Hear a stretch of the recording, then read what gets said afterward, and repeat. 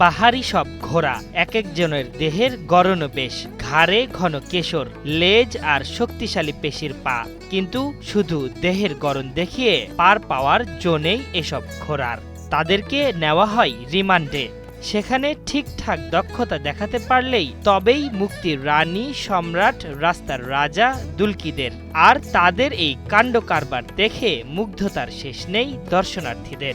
ঘোড়া দাম বলতেছে, আমরা চাইছি 1,30,000, দাম 70-80 এরকম বলে। বিভিন্ন জায়গা থেকে, বাংলাদেশের বিভিন্ন জেলা থেকে, বিভিন্ন থানা থেকে এখানে এই ঘোড়াগুলো নিয়ে আসেন, বেচা বিক্রি ক্রয় বিক্রয় হয়। বিভিন্ন জায়গা থেকে গ্রাহকও আসে। ঐতিহ্যবাহী এই হাটে দেশের নানান প্রান্ত থেকে ঘোড়া আনা হয়। 6,000 থেকে শুরু করে 10 লাখ টাকা পর্যন্ত দাম ওঠে এসব ঘোড়ার।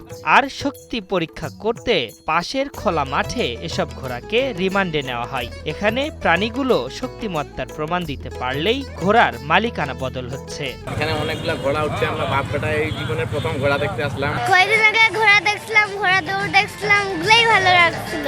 সম্প্রতি দিনাজপুর সদরের আউলিয়াপুর ইউনিয়নের চেরাডাঙ্গি স্কুলের মাঠে বসেছিল এই মেলা। এখন যে কোনো ব্র্যান্ডের পুরাতন এসি বদলে নতুন ওয়ালটন এসিতে উপভোগ করুন 25% ছাড়। ৭৮ বছরের পুরনো এই মেলার প্রধান আকর্ষণই হল ঘোড়া বেচাকেনা। ক্রেতা বিক্রেতাদের হাকডাকে জমে ওঠে দুদিন ব্যাপী এই মেলার। আমার নাম মোহাম্মদ আজহার আলী। হ্যাঁ, 3টা ঘোড়া নিয়ে বেচা বিক্রি হচ্ছে, ভালো হয়েছে। 1948 সালে তৎকালীন এমএলএ ফজলে হকের উদ্যোগে এই মেলার প্রচলন। 1953 সালে মেলার গঠনতন্ত্র তৈরি করা হয়। চেরাডাঙ্গি স্কুল অ্যান্ড কলেজের উন্নয়ন, গরিব শিক্ষার্থীদের শিক্ষাদান এবং স্থানীয় বিভিন্ন সামাজিক কর্মকাণ্ড পরিচালনা করতে ফান্ড তৈরির জন্য এই মেলার আয়োজন করা হয়।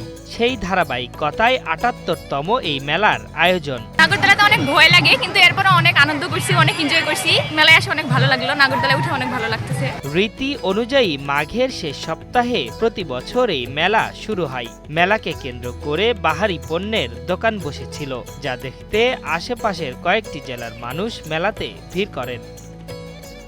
আশরাফুল ইসলাম, ৭১।